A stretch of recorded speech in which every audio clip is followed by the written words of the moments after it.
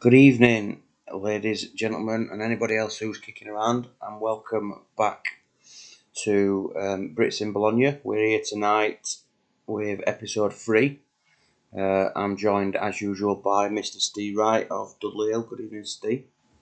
Good evening, mate. Hope you're well. Really good, thank you. And yourself? Yeah, very well, mate. Thank you. After what's been an intriguing day in the world of the champ manager community.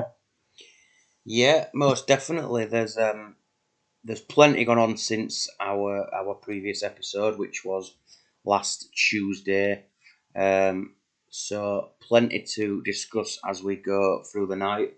The more people that get involved, the merrier. And if it's just me and you having a chat, then so be it. So let's start by just having a look at where we're at and where we finished up last time out in terms of results. So we had a relatively good time of it in terms of results last time. I don't think we played an incredible amount of games.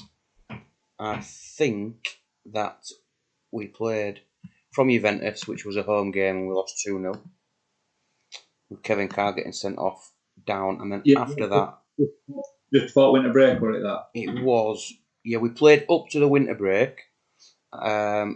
We put together 5 games unbeaten, climbed to maybe 7th or 8th in the table, put some good results together, started scoring some goals, fell on a decent formation that was working. We even dicked Roma. Well, I said dicked, but we beat Roma, which was very, very nice. Probably the highlight so far. Really disappointing that we put 5 unbeaten games together and then lost these 2 games 1-0 right at the end. I mean, that was appalling. Didn't have a shot on target in 90 minutes. And then followed that up with a home game 1-0 defeat to Perugia. On the balance of it, not a bad display. Probably deserved something from it. But to get no points from those possible 6 was really frustrating.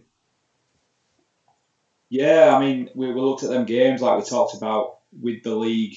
Is as it is. Every time you turn a corner, you run into one of the big ones. And we thought after a decent run of form, we had a couple of what we thought should have been really winnable games, considering his form.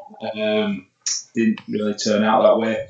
I think even 3 points from either of them, it stood us in really good stead going in. But yeah, interesting. So we'll see what second half of the season brings. Yep, definitely. So with us we've got Chris Mack for potentially the first time. Very good evening, Chris.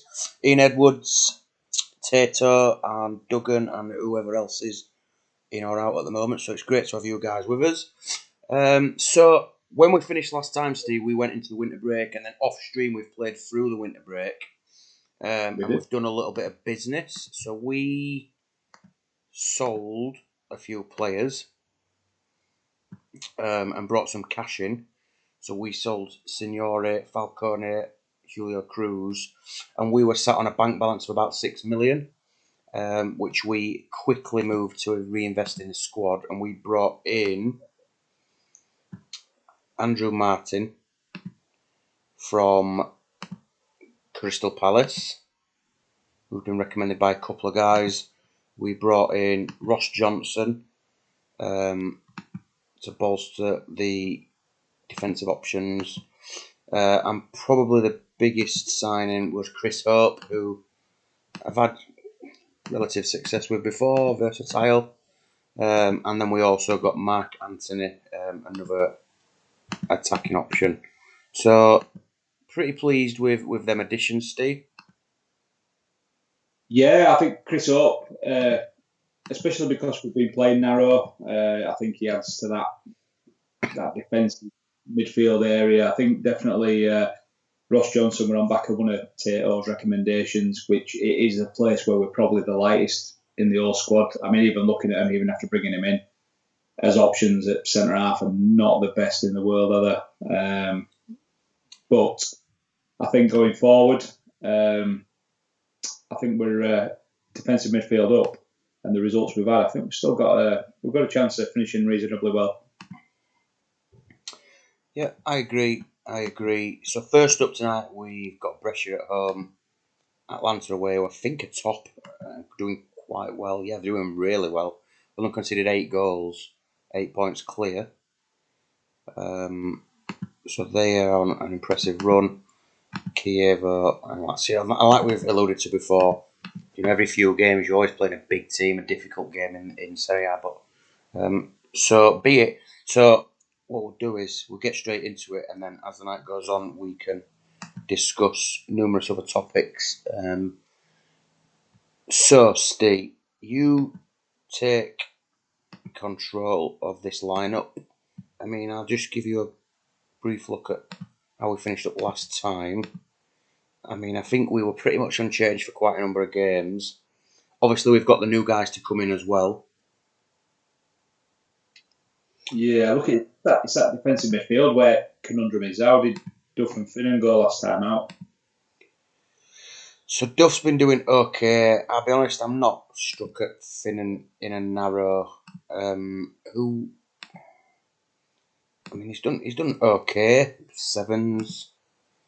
I think you got a couple of 8s in there, didn't there? But nothing to set the world on fire, to be completely honest. So I think you roll with it. I think Tyler's done quite well, really, considering. Go with Tyler? Yeah, I'd say definitely go with Tyler. I think... I'm just having a look to see what our options are in terms of a left-footed centre-back. I'm quite anal about a left-footed or either-footed centre-back on the left-hand side. I think it's only really Clint Hill. Yeah, I hate that when you see somebody like you there, who's a defender, left, right, centre, and he's right only, and all that. I mean, I'm happy to go with a right footer if you would think they're the best 2 options. No, I think Hill picked his performances up, didn't he? And had some decent. And then put Johnson straight in. Johnson. Yeah, we bought him Tails in chat on back of his recommendation, so it's. So then that defensive 3, obviously it's Scally and Duff, but who do we put on the left of the 3? We could potentially try. We could. You what, mate? Go on. I'm going to say if we're going to put Chris Hope in there, oh no, we're not because he's injured. I was going to say we could try Mark Kerr in there. He's either-footed and does fine at DMC, and we could then put someone else a little bit further forward. Yeah, I just think if we're not playing Finnan and Duff together, the arrows out are probably not the best idea, and you can't have it on one of them because that'd send me. I mean, we can stick with Finnan if you want. He's averaging 7.3 for now. Yeah, give him because obviously we want, especially after spending 2.4 million, we need Hope inside, and Hope and Scally are going to be as. And then we've got Kerr and Walker who've done fine at centre mid, I think.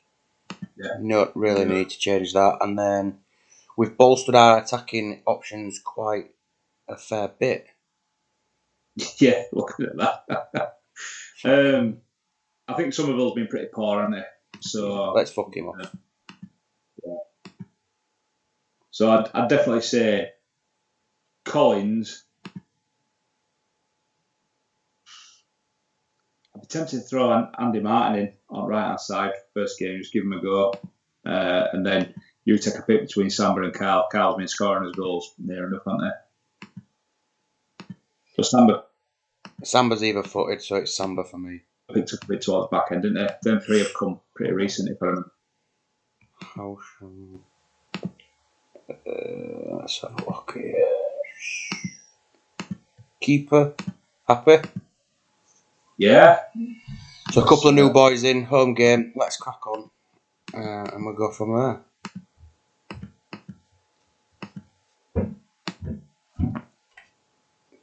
Another relatively simple, what looks on paper a simple home tie.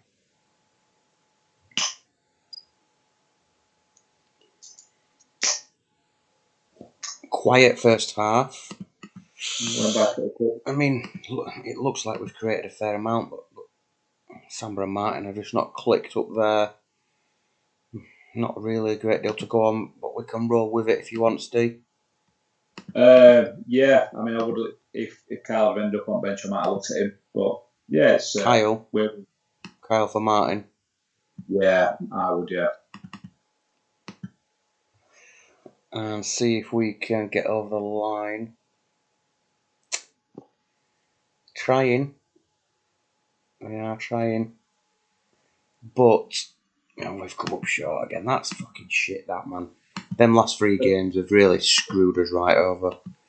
We were pushing up towards UEFA Cup spots. We should have at least another 6 points on there. But yeah, Chris, Rob's joined us. Good evening, Rob. Chris Matt commenting on the pace of the text. We will slow it down a little bit if that's what the people want. It just helps us get through the games quicker. Atlanta away next don't get an easier seat, so to take our focus away from how poor our recent form has been, do you want to touch on last night's Super League action? Yeah, some really another really good night. Massively, I think Fifey just rolled into his. It's weird because that first night where he did them friendlies, he seemed a little bit nervous with the friendlies, but then all of a sudden he took one night on his own and he just, as if he'd been doing it for 2 seasons. So I think massive kudos to him for that. There were some good results all round for a few people. I think Duggan got away with murder against Devils. Obviously, we saw in his chat earlier him apologising for it, but like you were saying, look, they're the sort of games. If you get away with one of them in league a season, you're onto a bit of something. You in particular looking massively dangerous, getting real numbers out of Lee Bowyer, which what I think I like to people. For some reason, it sort of seems to me like I made a right decision bringing a player in, but then obviously when they've binned off and gone another way. But yeah, looking at the way it's obviously we're 2 games in, and I mean I would have liked to get off at Mark. That's how I was talking earlier with Dimble and Duggan. I think that first win is one of the most important results of your season because it gets your monkey off your back. It gives you that little bit of a base, knowing you've got that 3 points, and then you can start thinking, right, I need to start picking them up from here and there and here and there. But I think Dimbo was unlucky not to get a win, but he started really well, even though he hadn't got a win over his first 2 games. I think it's just shaping up to be one of the most competitive seasons yet again. I think especially over this last 2 seasons and this season starting, I think it just seems stronger and stronger season on season. Don't know what you think about that. Yes, firstly, just to address the first point that you mentioned, I think Fifey's transition upstairs has been impeccable. I think the way that obviously we know that he's great in front of a camera and he's done his Swindon stuff and his preview shows, review shows, and all that sort of stuff before. So he's obviously a natural on the camera and does a fantastic job. So I don't think anybody doubted that. The additional interaction and information and stuff that he's brought to the league and the content that he's dishing out from the official Super League account for everybody else to see. The stuff that normally just is for the eyes of the managers more than anything. He's giving a great insight to those that are, not involved in a managerial aspect. In terms of the competitiveness, I completely agree, mate. It's incredibly competitive. There's been some new guys added in this season, as well as the last couple of years, and it's just for me going from strength to strength. I dropped a little video out on my account earlier on and just sort of said, I'm still enjoying it now as much as I did a few years ago. I think it's getting harder. The point you make about the first win of the season is absolutely crucial. I remember a few seasons ago, Sloths and Devils both going maybe 5, 6+ games, losing, and that was a real slog for them guys. Rob might correct me if I'm wrong, but I'm pretty sure there was one season when it was about 7 or 8 games that Robert had lost on the bounce, and then he beat me. That was in a previous iteration. But yeah, it's been great, and obviously since we streamed last, there's been the 2 opening rounds of the season, so there's been 2 games played.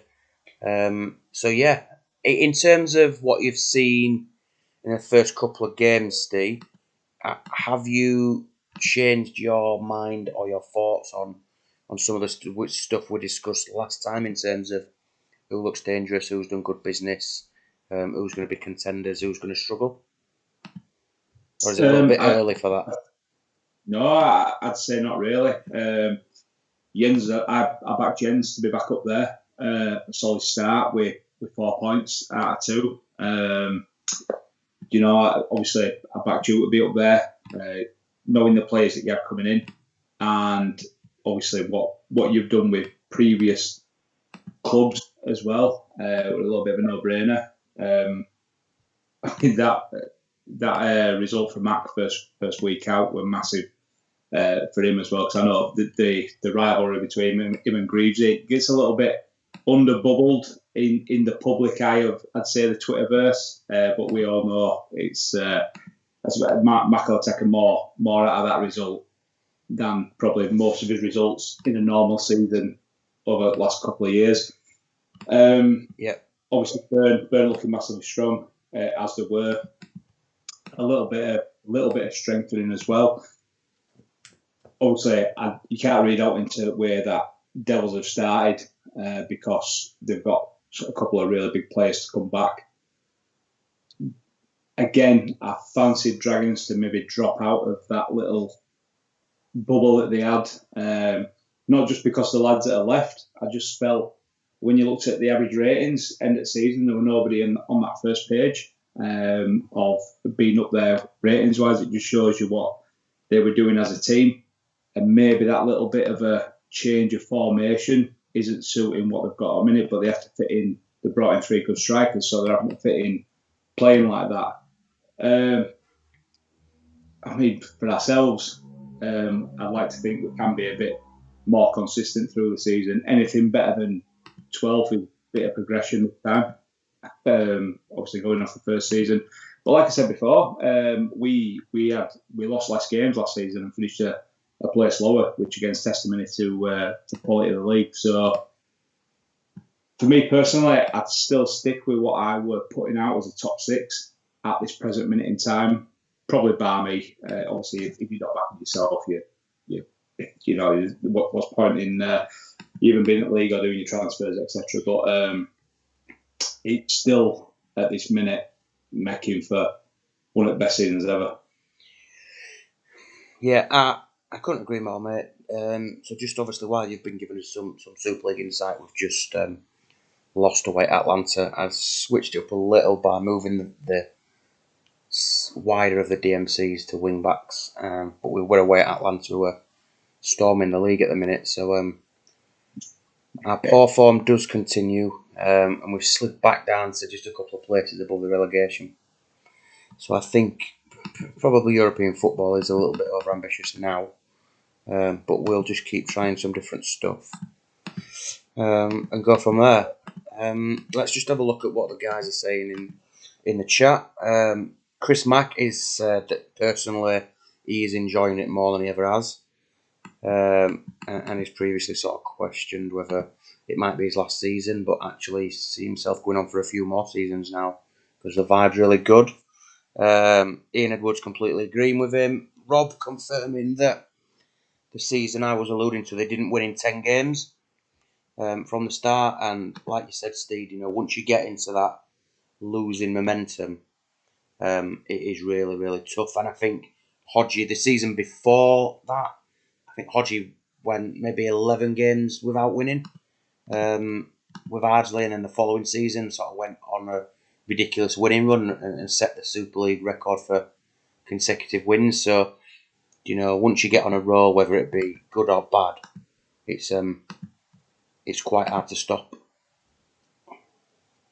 Yeah, totally. Obviously, I fell foul of last season. So my first 6 games, my last 7 games of last season, I lost 2 in my first 6, 1 in my last 7. If you can replicate that form, that's half a season. If you can replicate something like that over a season, you're standing yourself in good stead, aren't you? But I think I went about 7 games without even scoring, let alone. I'm sure it was about 7 games without scoring. Then I think I lost to Ian. I think Aggies beat me 3-2. Luke Tony come in and got a couple of goals, and then drew with Astor, and then it sort of picked up from Gazelle's game after that. But once it's so difficult because you're not facing. I mean, if you look at tactics on an home save, and you're facing either, regardless of whether it's with Wobbed or not, you're facing something more often than not, 4-4-2, or if one of them attacking 3-5-2s more often than not, until you get a little bit further in, and then a couple of seasons in, that's when they start going a bit erratic, don't they? So, Yeah. But when you're facing something so different with so different instructions week in, week out, and then you're trying to prepare for what you think somebody played more regular than anything when you are changing it up yourself, and then they've gone completely different, and you've set up a completely different way, and you look at what their team is, and you think, bloody hell, that could give me a stuffing. I reckon last night, if I'd have gone narrow against Leathersford last night, I don't think I'd have won for definite because of the way they're set up. But I knew they were going to stick because it's so early in the season. They got a really good result first time out. But when you're further in and results have been varied for certain teams, it's a complete lottery what you're going to come up against. So it just makes it all that more harder to try and get on a run yourself and stop yourself getting on a poor run. Yeah, I think there's a fine line between sticking with the same thing and persevering, even if you're not getting the results, but maybe performance is all right, or that trying to avoid that knee-jerk reaction of fucking hell, I've lost again, I need to change it again, need to try something different, need to find something that works. Yeah, definitely. It's been pretty well documented that I've fallen foul of that. I do think at times season 1 and I think season 1 and me being involved, I think I fell foul of a little bit of too much of that because I think for over half of the season I played a certain tactic. But yeah, it's so hard not to go, right, I've had enough of this. I'm going like this. But it's shown though when you look at Dragons going bottom to top. You look at the consistency Ian's got with Burn now. They're basically tactics that they've been stuck with for 95+% of the season. Yeah, and there's a lot to be about that. Yeah, I think just on Burn, the fact that Robin and Maxim are going to come into their prime as well throughout this season is a really scary prospect for the other 13 managers.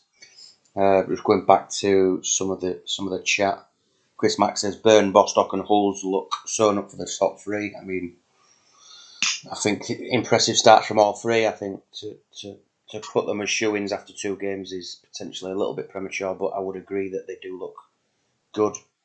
Dimble and Tato saying they're both desperate for a win to get that monkey off the back. Ian Edwards hoping Tato smashes it in week 4. Now, I don't know whether that's because he's playing Tato this week or I'm playing him in week 4. No, I think it's because he's got Burn, aren't they, coming up, if I remember rightly. And they're just having a little chat. Tato's team is in, and Ian seems a little worried, so I'm not quite sure what Tato's gone with. He can enlighten us if he wishes. If not, we can check it out later on. Anyway, Steve, we've just dropped points again at home. The tactic that I've tried last couple of games has not been great. I'll be honest, I didn't put a great deal of thought into it. But we're away at Lazio, so this one's all on you, mate. So I've scrapped the team selection. You tell me what formation you want to play. You pick the team, we'll go from there. I mean, I think it was the right decision. What you did against Atlanta, changing it up, I would have said that if I'm. Oh dear.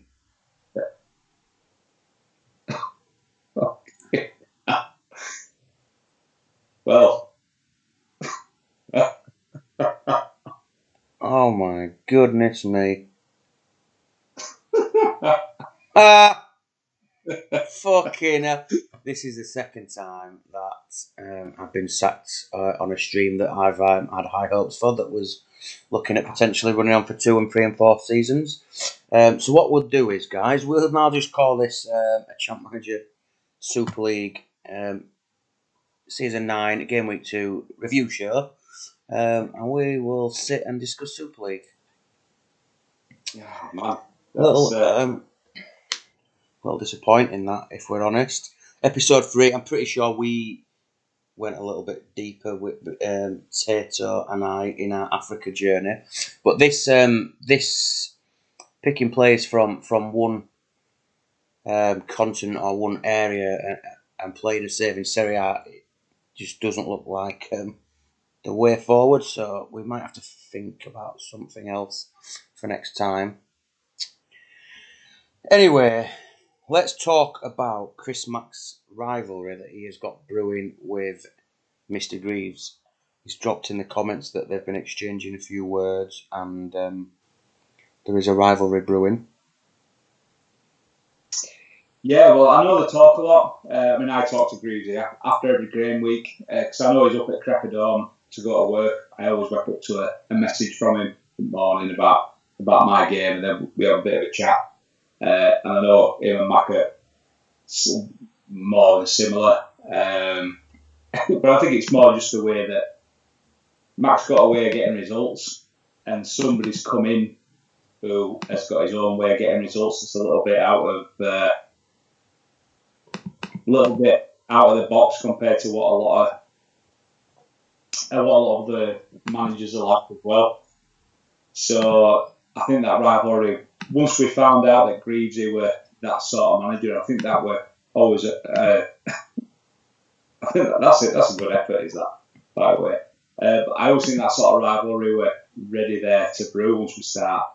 Like I say, with Greavesy being as minded as Mac's saying, he's all about thinking about the opposition he's playing.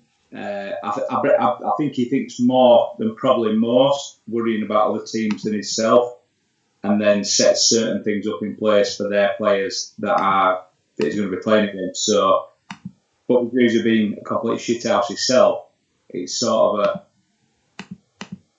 Mourinho v Mourinho if there were mirror images of each other, sort of thing.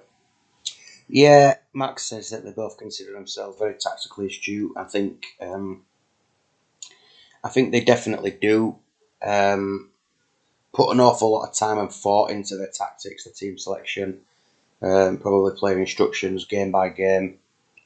Unless Mac has had too many Peronis and he just goes as is, which is an occasional occurrence. But apart from that, I definitely agree that they do put an awful lot of time and thought into their team selections.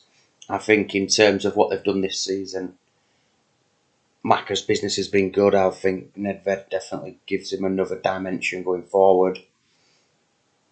In terms of Greaves, I think the lineup from week 1 to week 2 was massively improved. Those 3 central midfielders that he was playing at attacking midfield, sort of just the game just passed them by game week 1, and I think they got a little bit more involved. Obviously, Guerrero was influential, albeit is now injured for 3 months. So yeah, it'll be interesting to see how it pans out as the season progresses. Tato, click through a random save game. I'm not sure what I've got, mate. I don't know if I've even got any. I'll have a look. You had to do a big reinstalling mission, didn't you? Yeah, I did start a game. Couple. I don't know, maybe last week in Argentina. But there's not. I don't think there's a great deal going on. But I can have a look, so we don't just have to sit and acknowledge the fact that we're unemployed. Oh dear. Oh, it's all fun and games. We are 2 managers, Steve, in the most prestigious league in this community, and I have been sacked within a season on my last 2 streams. So what the fuck does one of the best 14 managers actually mean? It means fuck all. it means that I was in the right place at the right time, got offered a job, and thought, fuck it, let's have a bash and see what this is all about. Yeah, certainly. It was certainly that with me when I first got my message. But yeah, it's. I mean, there were no indication of that whatsoever. There were no board being too overzealous, were there? No, there wasn't, and actually, frustrating because, well, I said it is frustrating because we've just been through a run of easy games, but on the flip side of that, that's probably why they've binned us off, because we probably should have had 12 points, someone's left 15, and we've got 1-2 points. I've got a game that we can have a look at, just to click through for the purpose of clicking. I'm trying a bit of a wild tactic, actually.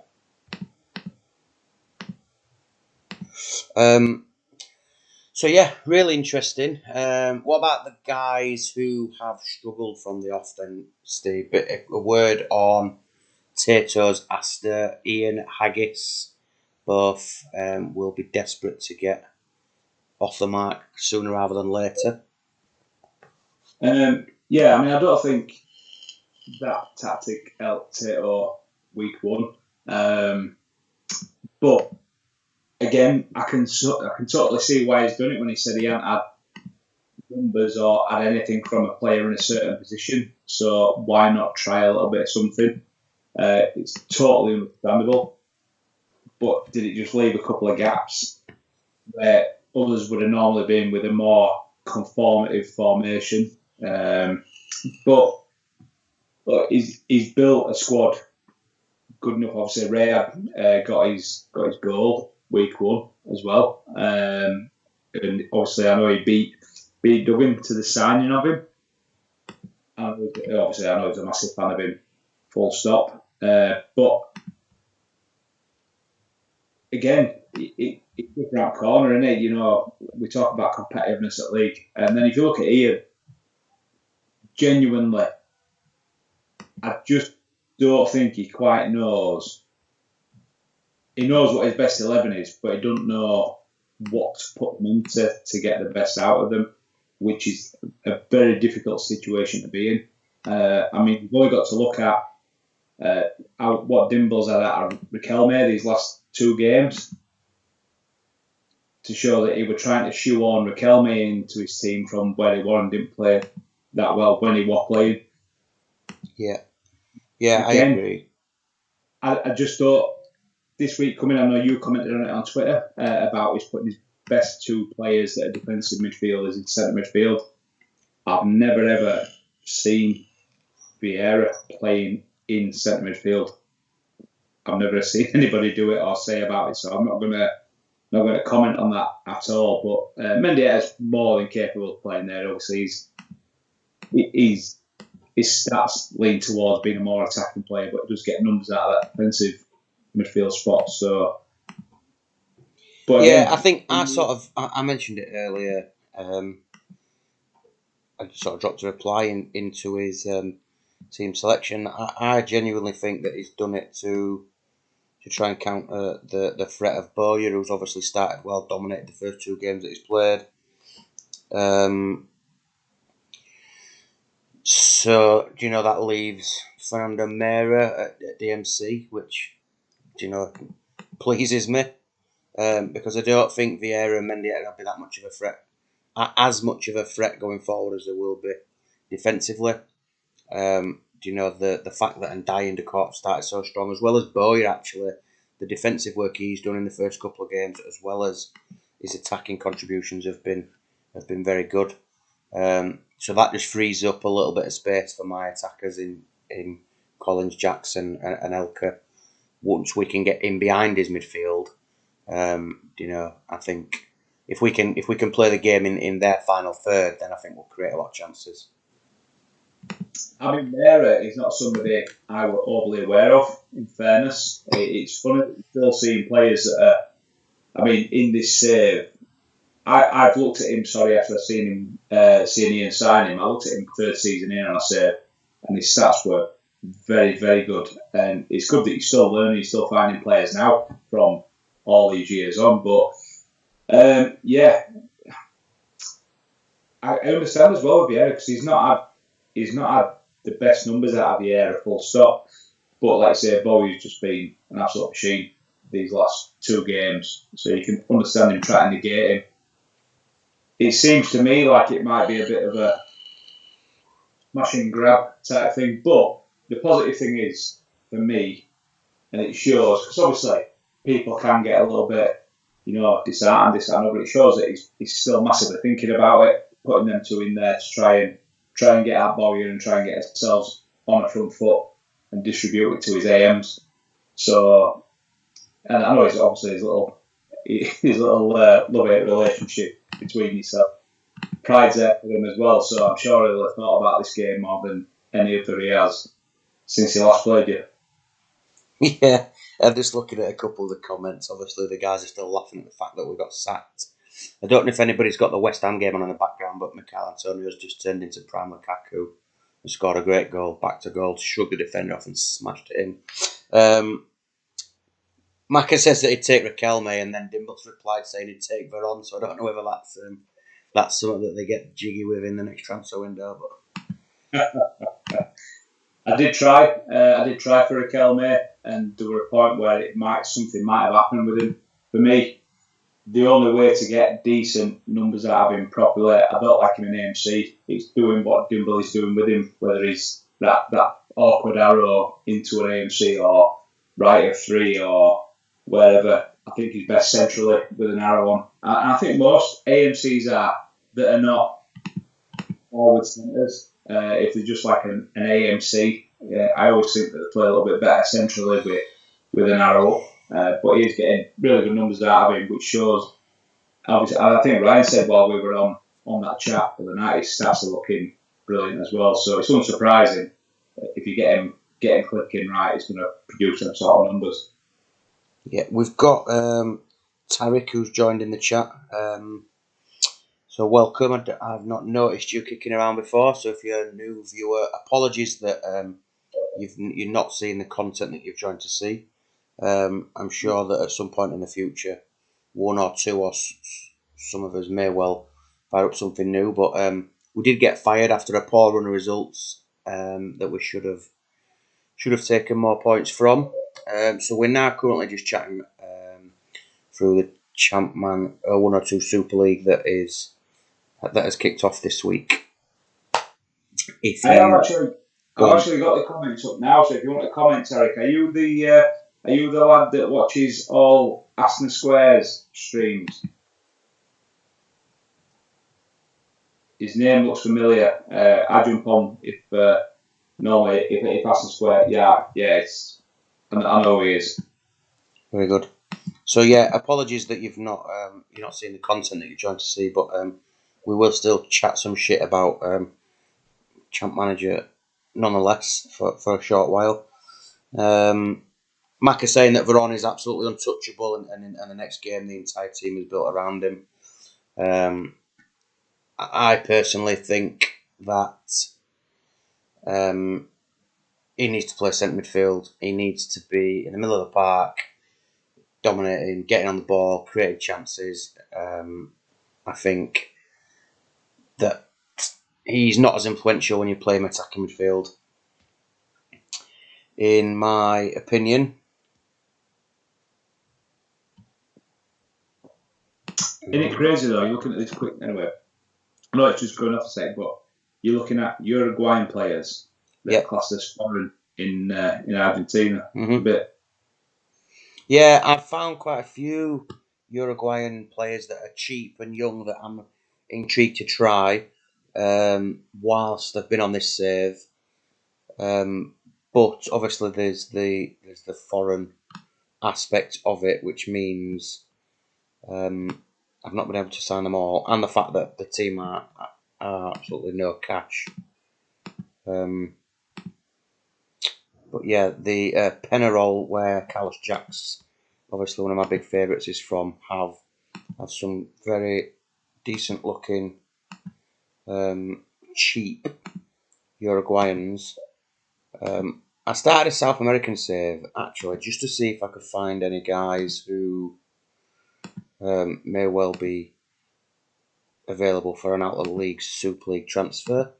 You know, someone who maybe 3 or 4 years down the line looks quite tasty. That was sort of what I did, but I played it for sort of a few hours and then I binned it off.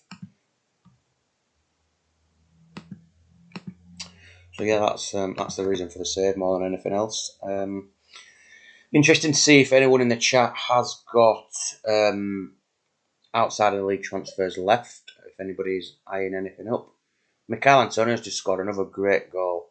I can't believe he's actually a top Premier League centre forward, and he's literally bullying Leicester's centre halves. Like, he just got in between both centre halves, took the ball down above his head, and poked it in the bottom corner. Really coming into his own, aren't he? As he's got older, you know. Yeah. I think I saw something on him last season. They did Sky Sports did a talk with him about where he was from, some non-league club that he got picked up by, and he just built and built. And then he was playing up wing, wasn't he? But he playing up wing at Forest, not really up front. And then West Ham have moved him up front, basically, and he's just really done well. I think for me, he was one of them guys that was paid, was classed as a winger because he was fast, but actually had no end product and a bit like think about someone like Hadisako, who's at Leeds, who could run at 100 miles an hour, but didn't have a fucking clue what he was doing with the ball at his feet. No final product. But yeah, whoever made the decision, I don't know whether it was Moyes or prior to that, to say, actually, you're a big shit house. You're going to play centre forward and we're going to just build our team around that. Great decision. Definitely, mate. Definitely.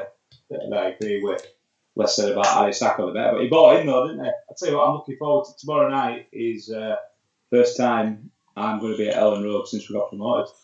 Oh, very good. I'm actually not going tomorrow. Mr. Co-Chair Fife has joined us. Fife, good evening. We are currently flicking through a South American save that I've got because we got dismissed from our role at Bologna after a stinking run of 5 or 6 results. So we're currently discussing Superleague and a few other bits and pieces, and discussing Michael Antonio, West Ham, Leicester. So feel free to join in the chat. Yeah, I'm just trying to think. So I saw Duggan asked about the full next round of fixtures. So I'm just on the Super League Twitter trying to right. So the fixtures are out. We'll work his way down Wednesday night fixtures for Mr. Duggan. So Tato, Burn. How do you see that one going? So I think any side against Northern Burn at the minute is a tough ask. I think Tato being at home, I've not seen his lineup. I think he said he was playing a 2-4-3-1 without a central midfield. I think that's probably a good formation for his squad. I think his 2-4 defensive sort of bank of 6 is relatively solid. I think he's now going to try and configure those attacking players to be a little bit more creative and find the goals. I think the players that he's got, I don't think he has a great centre midfielder, to be honest. There is some attacking midfield centres that can do a good job. You've got your Bowyers, Ferguson, Emerson, those guys, but to find someone to play that centre midfield role alone is pretty tough. I actually think that I would do a good job in there for Hodgie, but he's got Barry Ferguson and Emerson. You can't play him all in there. Well, he could, but so yeah, I think I like the choice of tactics. I think that the fact that he's at home will give him a chance. I think it will be a tight game. But I also think that Maxim looks almost unstoppable. So I think Burn edged that. Yeah, I'm sort of fancying. I think he might pick a draw up here, Tato. I think the one thing that is lacking, not just in the league, I think on the game totally, there is a lack of quality central midfielders, midfield centre, even like say a midfield left centre like like your Van der Vaarts are, like midfield right centre, like your Bowyers are, like Beckham is. I think Beckham's probably one of the worst to pigeonhole where to play him as well, because you'd never, unless it were as a necessity like I did with Bowie last year, you never play him out on right. I just think there's a genuine lack of good central midfielders that are just like midfield centre. It's such a difficult place to get something from. So I totally agree with you, but I haven't seen it yet because I think it sort of got said that it were out while we were on. So interesting to see. I do think it suits the squad of players he's got. I genuinely think he's got Emre sat in the reserves and playing John Dal Thomason in centre midfield. I know I made a joke about him being crap with Sam Miller. His stats say that he could do a job.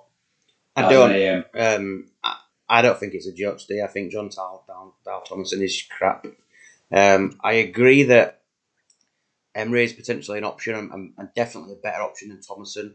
Definitely at centre midfield, but I still don't think he's good enough to do that role by himself. Fifey has kindly volunteered to fire some quickfire Super League questions at us to help us fill our time. So, first one, of the 3 teams on 0 points from 2 games, who will be the last to get a point? So, from memory, that is Aster, Haggis, and somebody remind me of the last team. I'm looking at third. Just what was the 3? Oh, it's Devils, Aster, Haggis. Who will be the last to get a point, Steve? Well, I can't say that Devils will get something against me. I've only lost once against them in 4 games, but like I said earlier, they've got a big performance in them. That's including having Gran and Defoe in there.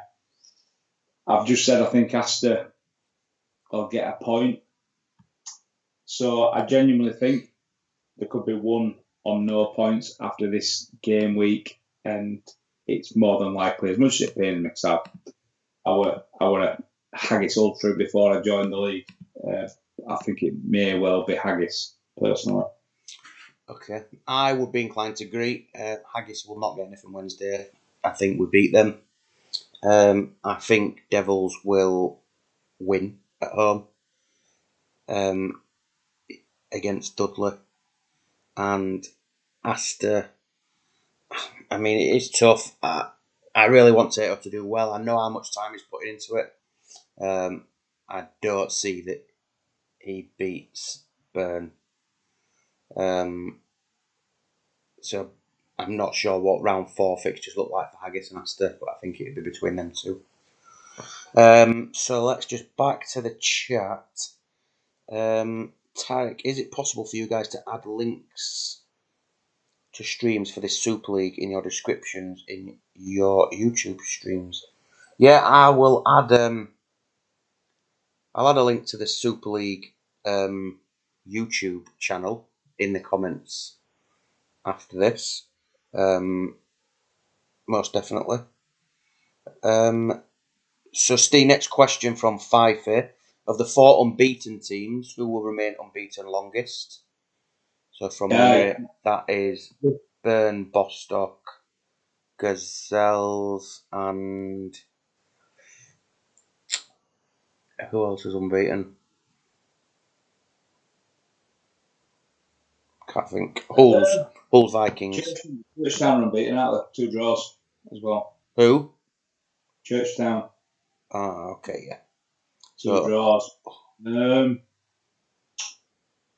At this present time, with the run of games you've got coming up at home, I'm inclined to say Bostock there. Okay. I think that I would be inclined to agree. I think our next 2 home games, we will win them both. They're against teams that are struggling. I think we've got Haggis and then Aster. I back ourselves to win that. And then I think that our third of 3 home games is a tough one. It might be Devils or Byrne. Is somebody relatively strong. But I back ourselves to go 4 from 4 in the next 2 games. Next one, Steve. How big a loss is Guerrero for Sloth's 3-month injury? For Boston, I think he started. He's been really, really good for Sloth over these last 2 seasons. But I think he's proved to be a bit injury prone as well. Again, somebody I've always seen him from an external, but I've never had him. Mm-hmm. Somebody I've really had a great knowing of or loving of before being involved in Super League or seeing him in Super League.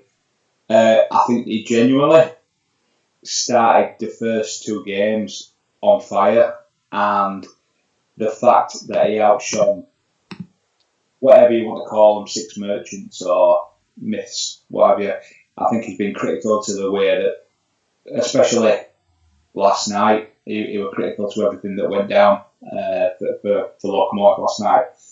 I do think it's going to be massive, but you've got Martin Royce coming in. So when we had the auction last year, he picked me to getting him, and he eventually put him in team, and I think he had something ridiculous like 10 assists and 3 goals on toward the back end of the season, and I think that if he can carry on that form, I think he's adequate backup. It's just a case of getting to firing, but I do think it's going to be a massive way to start. Yeah, I completely agree. And of the 3 centre midfielders that Loco played last night, I think he would have been the one who will contribute more with goals and assists and probably ratings. I've openly shared my thoughts on Zidane and Scholes, and I just don't think they're going to do it. I don't think they'll perform. So I think it is a big miss. I think we know that Greaves is not shy in terms of mixing up his tactics and his formation for any particular game. So, whether he persists with the 3 across the middle moving forward, I'm not sure. He might do. He's probably got options that he can bring in. Royce that you mentioned and probably a few others. But yeah, I think he will be a miss. I think he would have contributed with goals and assists. But on the flip side of that, I would also like to add that the deal to send D'Alessandro the other way is a big, big deal for Rob. I think D'Alessandro will have a really good season. I think that position that Rob plays, that centre midfield, attacking, diagonal arrow, I think Rob's got that sort of the instructions for that type of player bang on. Very similar players in terms of style, attributes, and that position in Rob's lineup seems to be very influential, and I think he's done a good deal there. And actually, Rob did say that part of the reason that he did that deal was because Guerrero was injury prone. Yeah. So credit to Rob. Next up, what do you think of the new Leddersford appointment? Yeah, I think it's really good that Dan's back involved. I think I've spoke to him loads. I started talking to him properly when he were launching Swemp and when he were doing all his editing for hours upon hours. We were just on Zoom chats chatting. I think first time round when he were in the Super League, life got away a little bit, even though it's not probably to the level it is now from back then. But everything just got a little bit too time consuming to put his all into it. He's now back in the position, obviously with his Swemp, and he's on every stream. I think it's an absolutely fantastic appointment. In fairness, he's going to add great value back to the league, and I really hope. It's a massive shame that's what's happened, and obviously Woodard's got he's got his own reasons for it. I genuinely think that with Wobbin, for me personally, and all that market, we're probably towards bottom of the list. In fairness, I think he just he did it because he is what rest of us are. But I think Dan's really good. He's really involved, and I think he's going to sign Dr. Kamalo as well, just for that. Yeah, it'll be interesting to see what chair and co-chair duo come up with in terms of allowing Dan to put his own stamp on the squad if it being early in the season, and what that looks like. But I'm sure Dan will have his own ideas. Incredibly experienced and knowledgeable of the game and the database and all that sort of stuff. So a great addition. Obviously, the work he's done with Swemp's been fantastic as well. Building and strengthening the community and allowing more people to get involved in, competitive champ that's not just AI bashing week after week. So that's brilliant. Next question is there a place for Michael Bridges in the Super League as per today's rumours? Well, I think Odgie said that he tried making a bid for him, if I remember rightly. I don't think, obviously, with the when Penza can be injury prone, I think Fifey felt really lucky with the majority of his time as Devils manager, with him not getting injured. As Fifey left, has he taken his drug conditioner with him? I don't know, but yeah, I think he would be a good option. He's got relative, success on the game in terms of home save, etc. And he can't. For me, I'd have him over to Jermaine Defoe in a day a week. So now he's free and available. I'm sure Odgie's still got. I don't think he's done much out of league business. Or so, he said he won't. Steve, just excuse me for interrupting. I've not seen a rumour, so from the way you're speaking, I assume that Hodgie has either declared an interest or said, I don't know, is it official? Was it in jest? What's the rumour? No, I think so. Five people out that had been released or left after a contract had ended. And from Leeds? Yeah, he's like a free agent now. And Greaves commented and tagged him in it, saying, well, but he said, well, I did put if you're looking for a striker, he said, well, I did put a bid in for him, but it got rejected. So Greaves said might be worth another shot. So yeah, he's available, and it seems that Odgie has bid for him before from what I thought earlier on. So yeah, I think he'd be I do think they're lacking now, especially they're lacking another okay backup striker, because obviously everything's pinned on Penza.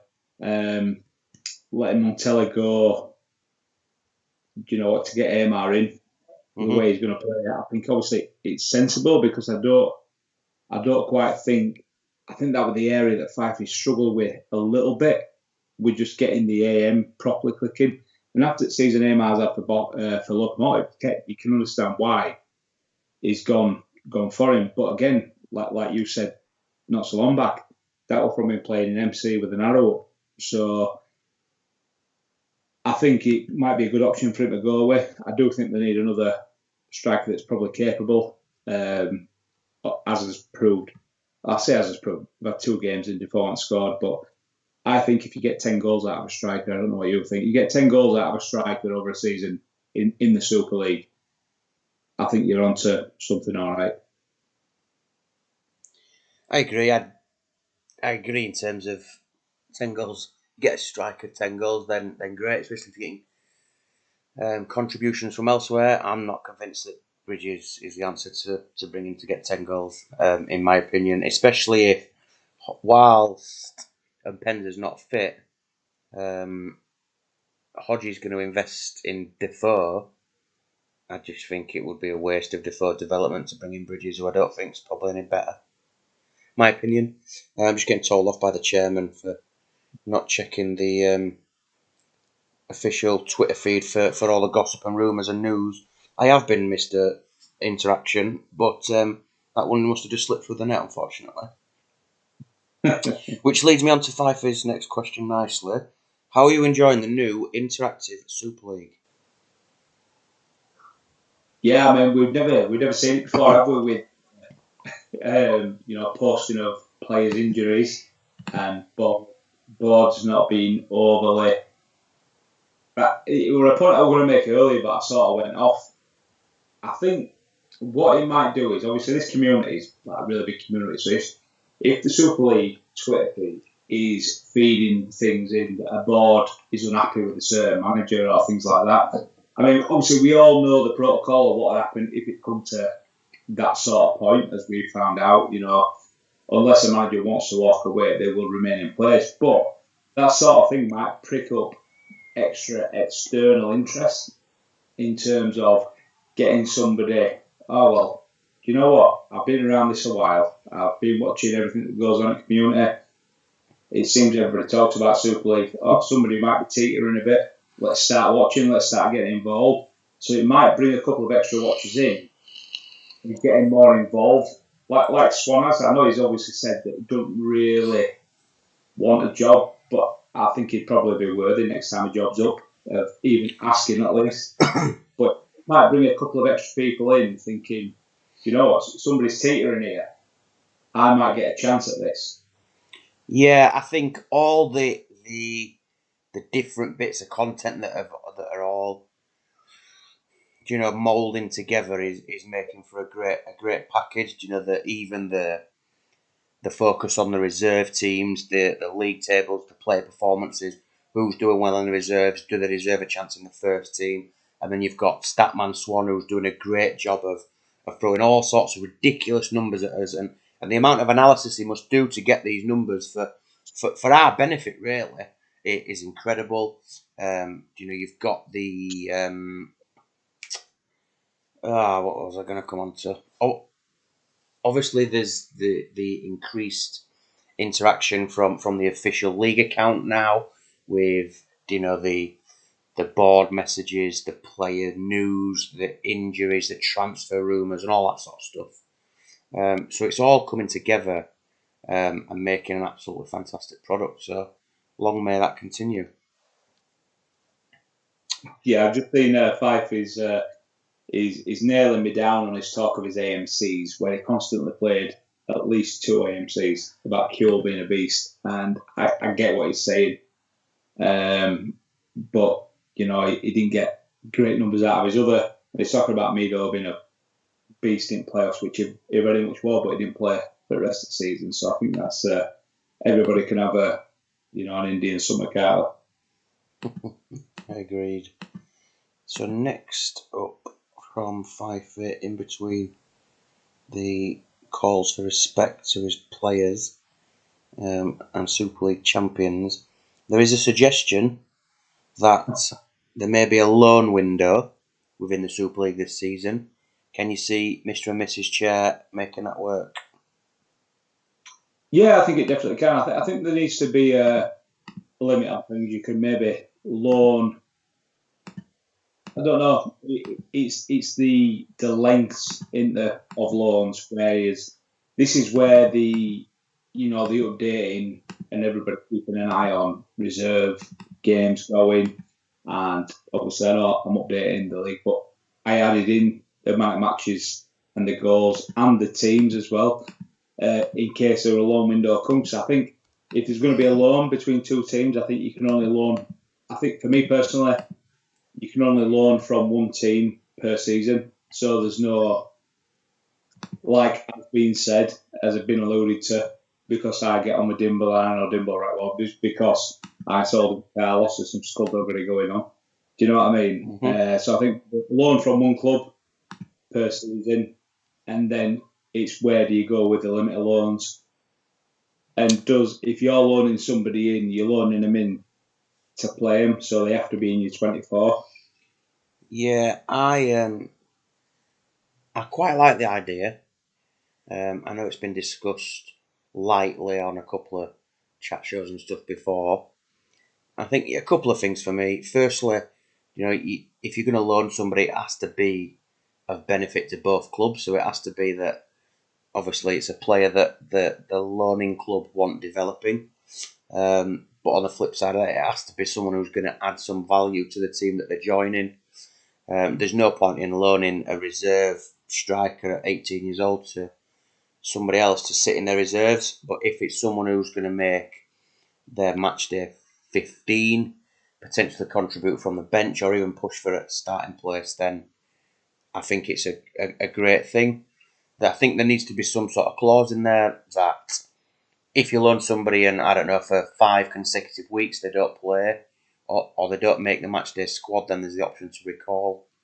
I think, if I was to loan you Huntelaar and you put him on your bench for 5 weeks running, but you are performing well and he doesn't get any game time, then that's fine, fair enough. But if I loan you Huntelaar and he doesn't even get on your bench, then what's the point? Do you know what I mean? He might as well be playing in my reserves.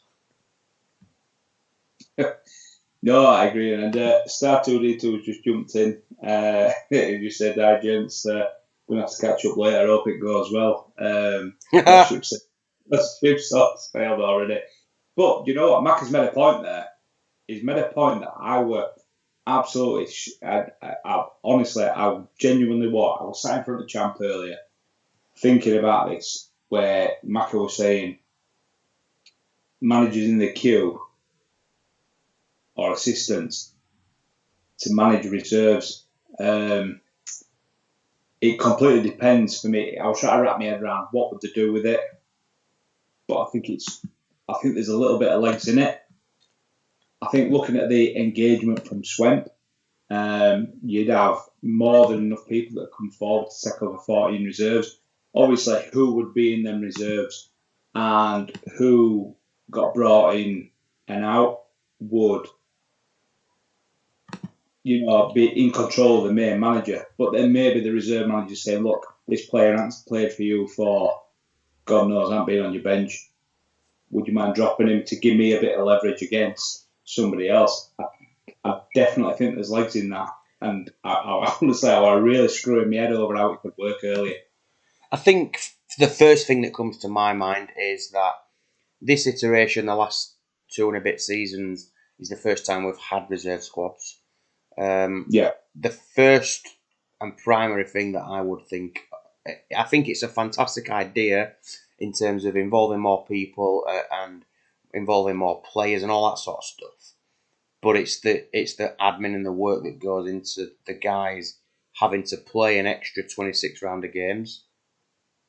If you were to put assistant managers or prospects or whatever in charge of reserve teams, then between Fifey and Ryan, they're going to have to upload tactic files and play through all these fixtures. Yeah. And I think that's probably where it's potentially a non-starter, purely for a time aspect. Yeah, I mean, I was thinking the exact same thing earlier, and it'd be like a case of, could somebody take that away from Fifey and Ryan? But the problem is the people that are likely to take that away from Fifey and Ryan are managers within the main league, and would have to have access to the save file, which puts you at a little bit of an advantage against everybody else. That's what I was saying when I was racking my head about it earlier. I genuinely think, there were a bit of legs in it, but when you think about the overall, how it could work, it's workload upon workload, which is why Ryan needed a co-chair going into this season, just for the sheer workload of everything that's going on. So to add more and more work to it, it's definitely interesting. It's definitely interesting. I think at this stage it's an interesting topic of conversation. Okay, let's fire off a couple more questions from Fifey, and then we'll wrap it up. First one being, Fifey's noticed that the majority of managers opt for defensive sub-benches. Why is that? For me, my bench options are. I noticed that big time with Duggan's bench last night. He had no striker on there, but he had players that had the ability to play an AM. So say if something happened to Forlan, he could move Raul up. But yeah, so me, I pick a goalkeeper, centre half, somebody who can cover midfield AM, and a striker. That's the way I work it. I don't worry about defensive midfielders because you've always got somebody that can be chopped and changed and moved to wing back or move to. So, but I do agree with something in that, and it with Duggan's lineup really that. Yeah, I mean, there was a couple. Made me think that last night again. We had our couple of these questions are coming up. There was a couple of times. We're still there, Steve? Yeah, I'm here, I mate. thought I'd lost you. There was a couple of times last night where I thought, there doesn't look a great deal of options to change a game if you're behind. But then on the flip side of that, there's the versatility within the attacking and midfield players on the pitch, like you alluded to, move it around. From my point of view, Australian League, the Super League, you can name 4 subs. Makes sense. A goalkeeper, a defender, a midfielder, an attacker.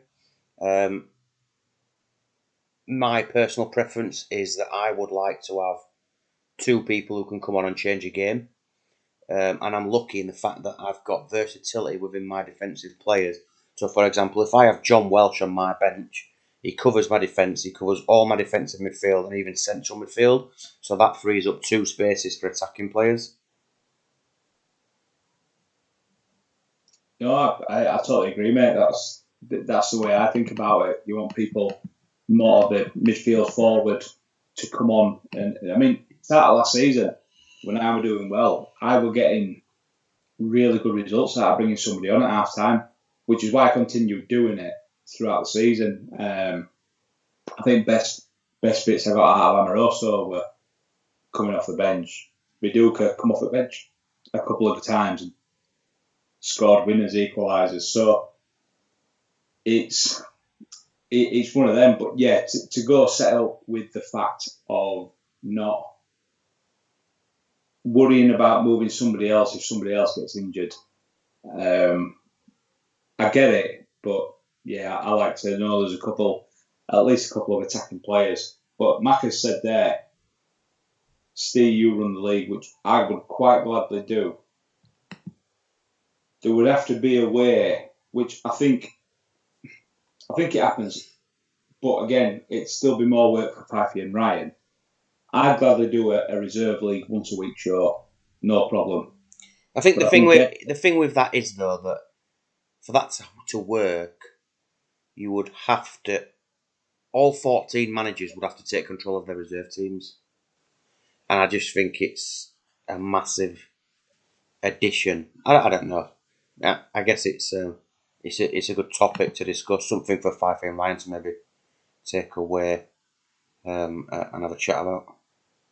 Yeah, I mean, I think the main thing with it is what they would have to do. Obviously, you need access to the save file, but I think if you load a save game that you've sent from somewhere else or you had to save somewhere else, you basically see the last tactic that were played. So what you probably need to do, which is more work again with Fifey and Ryan, to put everybody to a 4-4-2 and pick a team, and then send the save file over. Again, it's probably a hell of a lot more complicated than the overall idea seems, but I just think it had. I can't wait for Chris Mack to put this to Ryan in the pub over a pint tomorrow afternoon, and Ryan tell him to get fucked. Mr. Edwards is back. Welcome back. And just also mentioning that he uses Lucas Neal similar to the way that I use John Welsh in terms of that versatility from the bench, but says he's just sent him down. So I don't know what he means. I assume he means he's dropped him from his matchday squad, but I may be wrong. Yeah, I'm just looking at Matt said that Ryan's already told him the fuck off. But I was genuinely thinking the same thing earlier today if there could have been a way around it. But listen, I think we've got a great product that's continually improving, and there's plenty of people who are on the edges that I'm sure would love to get involved. And look, as we've seen over the previous 2 or 3 seasons since Ryan and now Fife involved in the running of the league, opportunities will come up. I think the best way for the guys to grasp that opportunity is to be in and around the league, get involved in the content and the conversation and the live shows and all that sort of stuff. As a starting point would be my advice to anybody who thinks, oh, Champion 102 Super League, I reckon I'm pretty decent at that. Get me involved. No, definitely, mate. It's where I got involved just by... And I didn't do it intentionally to get involved. I thought I was some sad, getting older lad who just played this game until I found a little bit of community a couple of years ago. And I followed with a little bit of interest, and I see the Super League pop up. So that's where I watched him for a couple of seasons before being asked to join. But again, it won't be that intent. But now it's known that you know what, if you get involved and you watch and you contribute in terms of just chatting in chat or talking about it on Twitter, you know, you put yourself in the frame massively when people get to know you. Completely agree. 5-Fit or anybody else, do you have any questions relating to the Super League, to Champ, to the community, or to our dreadful attempt at a Brits in Bologna save? Before we wrap up for the evening, just go maybe 5 more minutes and then we'll call it a night. But although the save, the stream, and the evening's results didn't go to plan, it's still been an enjoyable hour or so. Having a chat about all things Super League. I think it's been the most enjoyable one, yeah, mate. I think we've had more interaction from like the few Super League managers, and it's been good. Yeah, and also one thing that I don't think we've touched on yet is that this week, for the first time ever, outside of the playoffs, there's going to be 3 full rounds of Super League fixtures in a week. So we've got Wednesday, round 3, Friday, round 4, and Sunday, bank holiday, round 5. Yeah, I think that's just, it's a complete one-off. And you know what? Everybody used to get excited for going out on a Sunday night and not want to get out for work on a Monday morning on a bank holiday weekend. Now we're all the age we're at. We're now excited because we've got three champ games coming up in a bank holiday week. And I think it's a testament to Fifey that he's gone that far on, that confident in it. That he's right, sorry, I'm going balls deep on 2 shows out Friday, Sunday. I think it's brilliant for him, brilliant for managers as well, having to be on top of it. You haven't got too much time to think about what your previous result was. You haven't got to mull over it too much. You've got to think, right, I'm playing them. Let's get at it. This is how we're going to go. And I think it's just going to make for a class weekend. Yep, I would second that. Mr. Edwards says that the league's going to start taking shape relatively quickly. After 5 games, he reckons there'll probably have to be a Zoom chat. Let's get all the managers together. Let's get everybody's thoughts on how the season started.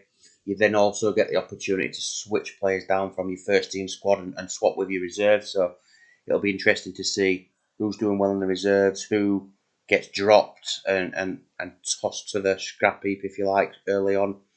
So that will be extremely interesting. But I have in my head, I know because I'm big. I have one of these mad things where my head just ticks. I've had an interesting idea for the reserve malarkey. It can't be implemented till this season's finished, but